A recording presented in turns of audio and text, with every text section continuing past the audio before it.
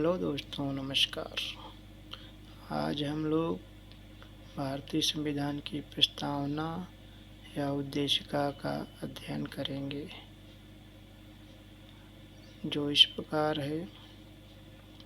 हम भारत के लोग भारत को एक संपूर्ण प्रभुत्व संपन्न, समाजवादी, पंथ निरपेक्ष, लोकतंत्रात्मक गणराज्य बनाने के लिए तथा उसके समस्त नागरिकों को सामाजिक, आर्थिक और राजनीतिक न्याय, विचार, अभिव्यक्ति, विश्वास, धर्म और उपासना की स्वतंत्रता, प्रतिष्ठा और अवसर की समता प्राप्त कराने के लिए तथा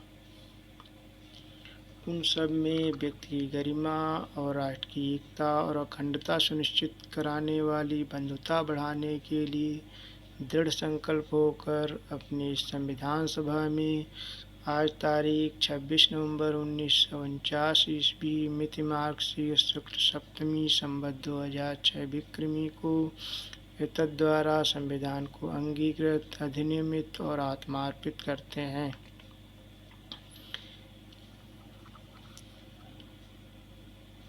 भारतीय संविधान सभा ने प्रस्तावना को अमेरिका के संविधान से प्रेरित होकर ग्रहण किया और इसकी भाषा को ऑस्ट्रेलिया के संविधान से ग्रहण किया गया। भारतीय संविधान की प्रस्तावना हम भारत के लोग शब्दों से शुरुआत होती है। भारतीय संविधान की प्रस्तावना में 3 प्रकार के न्याय की बात कही गई है: सामाजिक, आर्थिक और राजनीतिक न्याय। 5 प्रकार की स्वतंत्रता की बात कही गई है: विचार, अभिव्यक्ति, विश्वास, धर्म और उपासना की स्वतंत्रता की बात कही गई है। 2 प्रकार की समता की बात कही गई है: प्रतिष्ठा और अवसर की समानता की बात कही गई है। भारतीय संविधान की प्रस्तावना में सामाजिक, आर्थिक और राजनीतिक न्याय के आदर्श को रूस की क्रांति से ग्रहण किया गया है तथा स्वतंत्रता, समानता और बंधुत्व को फ्रांस के संविधान से ग्रहण किया गया है। भारतीय संविधान की प्रस्तावना हमें बताती है कि 26 नवंबर 1949 को संविधान को अंगीकृत, अधिनियमित और आत्मार्पित किया गया है। अर्थात भारतीय संविधान को 26 नवंबर 1949 को अंगीकृत किया गया। भारतीय संविधान की प्रस्तावना में भारत शब्द को 2 बार वर्णित किया गया है। चलो इसके कुछ प्रश्नों को देखते हैं, जो इस प्रकार हैं। भारतीय गणतंत्र की 26 जनवरी 1950 को सही संवैधानिक वस्तुस्थिति जब संविधान लागू किया गया था तो इस प्रकार थी: संपूर्ण प्रभुत्व संपन्न लोकतंत्रात्मक गणराज्य। क्या थी? संपूर्ण प्रभुत्व संपन्न लोकतंत्रात्मक गणराज्य।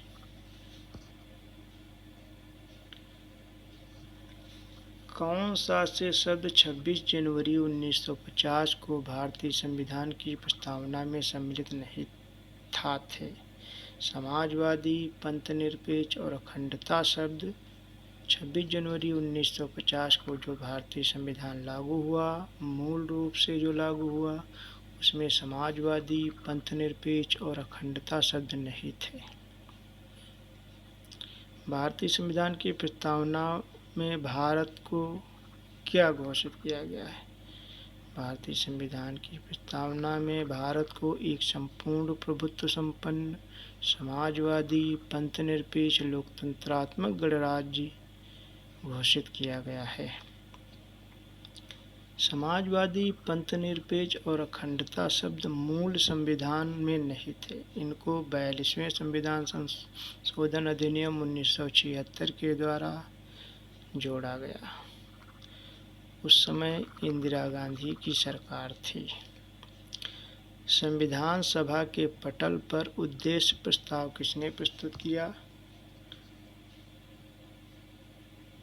संविधान सभा के पटल पर पंडित जवाहरलाल नेहरू ने 13 दिसंबर 1946 को उद्देश्य प्रस्ताव प्रस्तुत किया, जिसे संविधान सभा ने 22 जनवरी 1947 को स्वीकृति प्रदान की।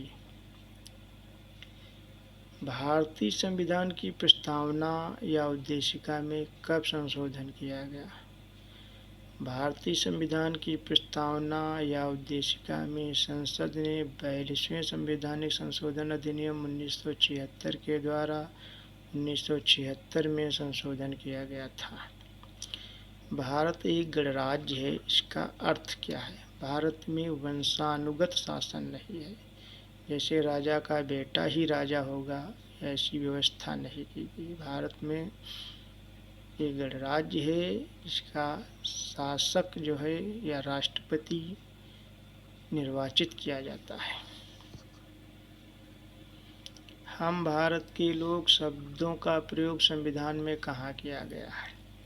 हम भारत के लोग शब्दों का प्रयोग संविधान की प्रस्तावना में किया गया है। अगला प्रश्न है, संविधान की प्रस्तावना में कितने प्रकार की न्याय की बात कही गई है? भारतीय संविधान की प्रस्तावना में सामाजिक, आर्थिक और राजनीतिक 3 प्रकार के न्याय की बात कही गई है। भारत के संदर्भ में धर्मनिरपेक्ष या पंथ निरपेक्ष का सही भाव क्या व्यक्त करता है? इसका भाव ये है कि भारत में कोई राजकीय धर्म नहीं होगा, या जो है अर्थात भारत सरकार या कोई राज्य सरकार का कोई विशेष धर्म नहीं होगा। संविधान का कौन सा भाग जो उसकी आत्मा कहलाता है? संविधान की उद्देशिका संविधान का आत्मा कहलाती है। संविधान को एक पवित्र दस्तावेज किसने कहा? संविधान को एक पवित्र दस्तावेज डॉक्टर B.R. अम्बेडकर ने कहा। भारतीय संविधान की प्रस्तावना को हमारे संप्रभु प्रजातांत्रिक गणराज्य की जन्म कुंडली किसने कहा? तो जन्म कुंडली K.M. मुंशी ने कहा था। भारतीय संविधान की प्रस्तावना में जिन आदर्शों और उद्देश्यों की रूपरेखा दी गई है, उनकी व्याख्या की गई है। मूल अधिकारों में, राज्य के नीति निर्देशक तत्वों में और मौलिक कर्तव्यों में विस्तार पूर्वक की गई है। भारतीय संविधान के उद्देश्यों में से एक के रूप में आर्थिक न्याय का उपबंध कहाँ किया गया है? उद्देशिका और राज्य के नीति निर्देशक तत्वों में किया गया है। भारतीय संविधान के उद्देश्यों में से एक के रूप में सामाजिक न्याय का उपबंध कहाँ किया गया है? तो सामाजिक न्याय का उद्देश्य उद्देशिका के साथ साथ राज्य के नीति निर्देशक तत्वों में भी किया गया है। भारतीय संविधान के उद्देश्यों में एक के रूप में राजनीतिक न्याय का उपबंध कहाँ किया गया है? तो यहाँ मौलिक अधिकारों में इसका विस्तार पूर्वक वर्णन किया गया है। भारतीय सर्वोच्च न्यायालय ने प्रस्तावना को भारतीय संविधान की मौलिक संरचना का भाग कब स्वीकार किया गया? केशवानंद भारतीयवाद 1973 में। भारतीय सर्वोच्च न्यायालय ने प्रस्तावना को किस वाद में संविधान का भाग नहीं स्वीकार किया गया था? तो बेरुवारीवाद 1960 में सर्वोच्च न्यायालय ने प्रस्तावना को संविधान का भाग स्वीकार नहीं किया। किस वाद में माननीय सर्वोच्च न्यायालय ने प्रस्तावना को संविधान का भाग स्वीकार किया? केशवानंद भारतीयवाद 1973 में माननीय सर्वोच्च न्यायालय ने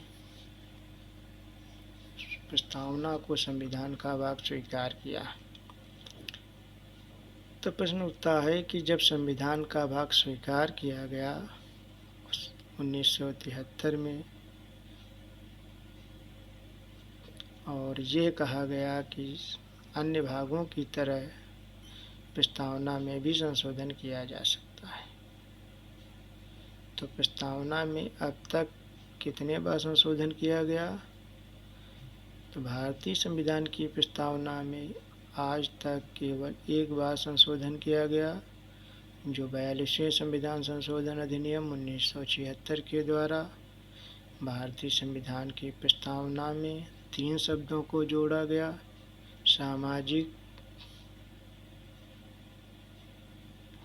इन शब्दों को जोड़ा गया, समाजवादी, पंथनिरपेक्ष और अखंडता, 3 शब्दों को जोड़ा गया। धन्यवाद। इस वीडियो को हमारे चैनल को सब्सक्राइब करें, लाइक करें और शेयर करें। धन्यवाद।